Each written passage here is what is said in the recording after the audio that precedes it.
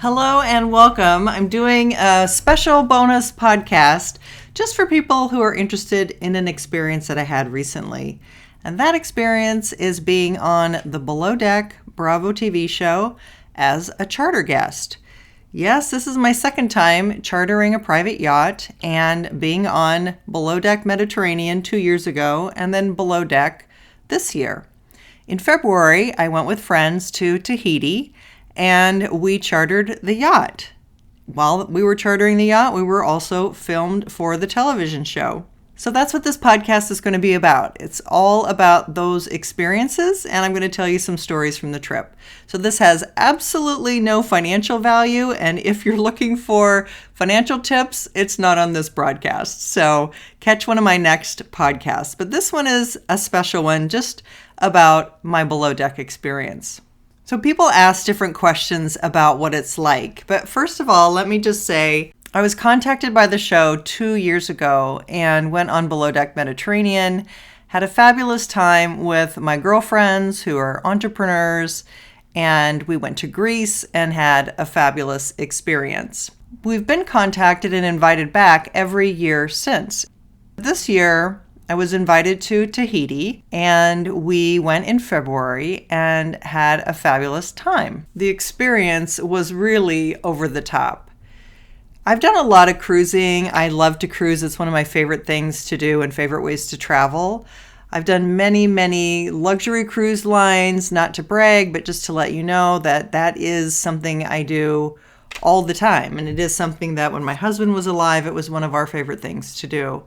But there's nothing like a private charter cruise. It's a very different experience because you are basically giving them what it is you love, your favorite foods, what activities you want to do, and they see that you're completely happy.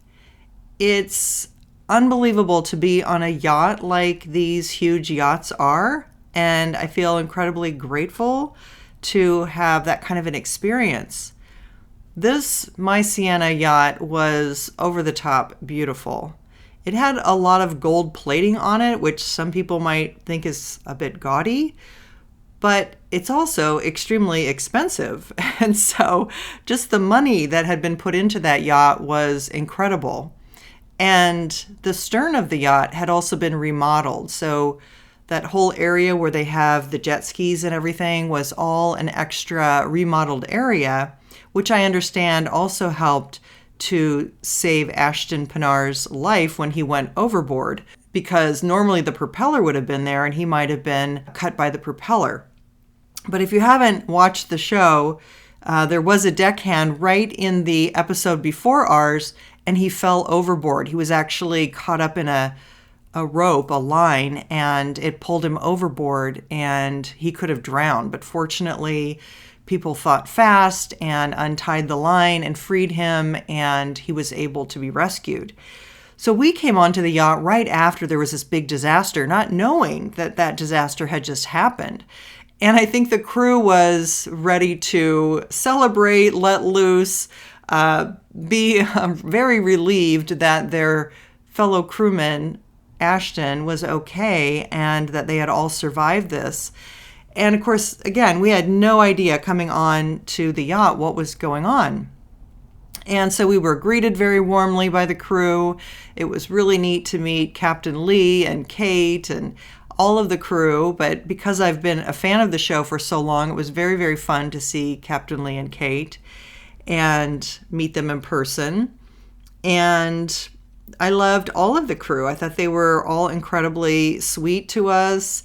You know, the fighting that you see that goes on below deck, we don't see any of that. So all that we know is that people are very friendly, they're very nice, and we had, some interaction with some more than others, but everybody was really well behaved and very nice. I get asked what was the food like, and there is a new chef this season, Adrian, and he was phenomenal. He was absolutely incredible. His food not only tasted good, but it also was a work of art. Each time they would bring out a plate, it was just this amazing sculpture or kind of a vertical way he would present the food, and then also different colors, textures. He just was very cognizant of presenting food in a beautiful manner as well as it tasting really great. So the food was as good as everyone is raving about, and we had absolutely no complaints about any of our meals. So we loved everything. I think I ate every single bite of everything I was served, and it was very, very enjoyable. The menu actually comes from our preference sheets. So before you go, you get to fill out your preference sheet of what you like, what you don't like, if you're allergic to anything, if you have any special foods that you have to have, you can't live without, what your favorite drinks are, non-alcoholic beverages, alcoholic beverages, just everything that you like, they make sure and have. And so they look at all the menus, and then Adrian comes up with what he thinks that you would like. So you can say things like, I really enjoy seafood, I like filet mignon, and it's up to him to look at everybody's preference sheet and then try to create some meals that would please just about everybody. And sometimes he ends up making special dinners for people who are gluten-free or who have other special allergies or eating needs. But most of the time, he made the same thing for all of us. And there were people in our group that were not crazy about seafood, and we did have quite a bit of seafood, but they were okay eating it. They didn't tell him that they hated it. It just wasn't their favorite. They preferred meat over seafood. But we did have quite a bit of seafood, which was great for me. That's my favorite, so I really enjoyed that. People ask, what's Captain Lee really like? I have to say it was really amazing to be able to spend some one-on-one time with him. A couple of us got to have cocktails with him for about an hour and a half before dinner. And so we got to really get to know him, hear his stories, ask him questions about his career and his family. And that was really enjoyable to me, just to sit and chat with Captain Lee and have, a glass of wine and hear what he had to say. And then we all went into dinner, and he joined us for dinner. And again, we were listening to his stories and to some fun conversation. I don't know why the show didn't show any of that conversation. Like, they barely had us saying anything. So I'm not sure why they choose certain things over another. But there were some funny things that happened that didn't make it onto the show. There was a point in time where we were talking with Captain Lee, and we were talking about yachting. There were a couple of yacht owners with us. They were, comparing notes about yachting. They were talking about golf and celebrity pro-am golf. And at one point, there was something, and I wish I could remember what it was, but there was some reason that I said to Captain Lee, "Well, Captain Lee, that's because you're the stud of the sea," which of course is his tagline on the show. And because I've seen every Below Deck show, of course, I knew that. And so I had to tease him a little bit and tell him, that it was because he was the stud of the sea. So I looked away, and I looked back at Captain Lee, and his face was bright red. And I said, "Look, everybody, Captain Lee's blushing." And then I looked back a minute later, and he had put his linen napkin over his head to hide his red face. So I thought that was definitely going to be on the show, but it didn't make it. It was cut out. So I don't know. I think maybe because the Stud of the Sea is from the TV show, they try and keep some of the TV pieces off of the charter so that it's like you don't really know that it's a TV show, but we all know it's a TV show. I don't know. It's too bad it didn't make it, because I thought it was hysterical, and I thought that the audience would love to see Captain Lee have this napkin over his head. It was pretty funny. Another thing I was asked is, did you hear anything? Did you hear anyone arguing? I personally did not hear any of the staff arguing, but one of my friends did hear an argument going on below deck. So they did pick up that people were yelling and screaming and having an argument. We didn't have any service problems, except that one night we went to take a shower before dinner and we didn't have any towels in our room. So when we told Kate, I think she got on Laura's case about that. So again, they didn't show that on the show, but we did have a little problem with not having towels in our room one night. People have also asked, how are Kate's drinks? is she a good drink maker? And I have to say, her drinks are very, very strong. And yes, she's a good bartender. The people we were with tended to help themselves quite a bit to their own drinking. And Kate really wanted to, have them ask her for service. And so, there was a bit of back and forth about that. But Kate is spectacular at her job. She was very professional. Josiah was also extremely professional, and around us, the two of them were really serving us most of the time.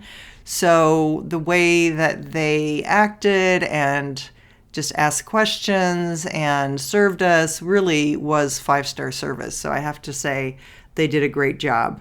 People also ask, is the show real or is it scripted? The show is 100% real.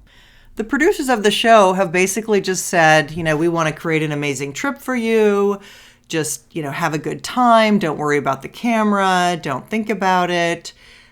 Just enjoy yourself. And that's what we did. So, no, it's definitely not scripted. We did the things we wanted to do. Sometimes you are more aware that you are definitely on camera. So did I want to go down the slide and get my hair all wet, my makeup all smeared, and have to go and get ready again for dinner? No. And we were criticized for not wanting to go down the slide, but it really was just a matter of not wanting to have to, go and get ready and all of that. Plus, it's kind of nerve-wracking to be seen in your bathing suit on television, okay? I don't know about men, but for women, that's kind of a nerve-wracking thing. So I have to say, I was not anxious to be seen in my bathing suit on television. That's the truth. And, what can I say? As far as some other cool moments, I would say definitely going up to the wheelhouse and sitting with Captain Lee was incredibly surreal. So the morning after dinner, we went into the wheelhouse and he was sitting in his captain's chair, steering the yacht. We were heading back in and we were just looking out the window, looking over the bow, and it just was really surreal to have Captain Lee there, and we were up in the bridge. It was really one of those you had to pinch yourself moments because, again, I've been a fan of the show, a fan of Captain Lee, and it was just something like, I can't believe I'm standing here in the bridge of a yacht next to Captain Lee. So that was really fun, and there was a private plane that was flying overhead of us in Tahiti, and they kept circling around us, checking out the yacht. It was very interesting. And but most of the time in Tahiti, it impressed me because it was very natural. There were very few homes that we saw in Tahiti. If there were homes, it was along the water's edge, and there were no homes really built up the side of the hill. So you just had one row of homes along the water. And other than that, it was really untouched and very beautiful, very picturesque, postcard-like.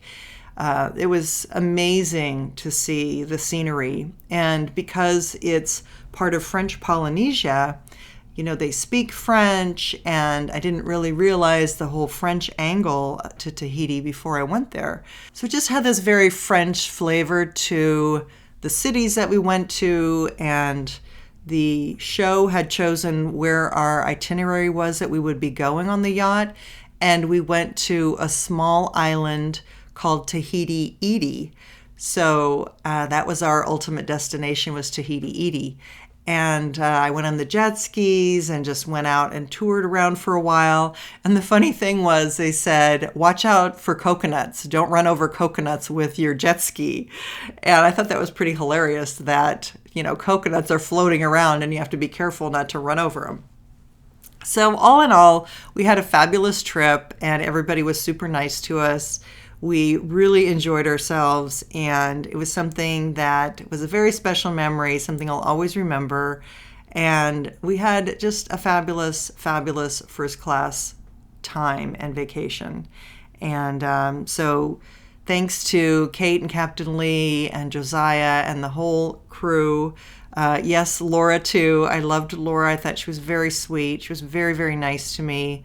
all of the crew were very nice. And so I don't have any complaints. They were all extremely professional and very, very nice to all of us. So we didn't see any of what you saw on the television show. We didn't, other than my friend hearing some of the fighting, we didn't see them act in that way. We didn't see any, we didn't certainly see anyone have an obvious crush on anyone else. We didn't see any inappropriate behavior. We didn't see any of that. We saw only professionalism and really a service attitude that was really first class.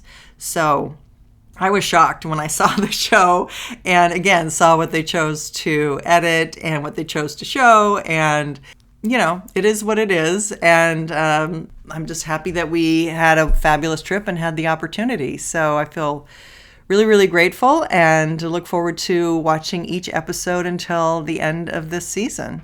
So anyway, those were my experiences, and I thought I'd share them with you and give you a little bit of the behind-the-scenes scoop. So thanks for listening, and if you want to see some of the pictures that I took on my trip, I did make a blog post about this. You can go to lindapjones.com/below deck, and you can see my blog post and all the photos. All right, thanks for listening. Hope you enjoyed it. Talk with you later. Bye-bye.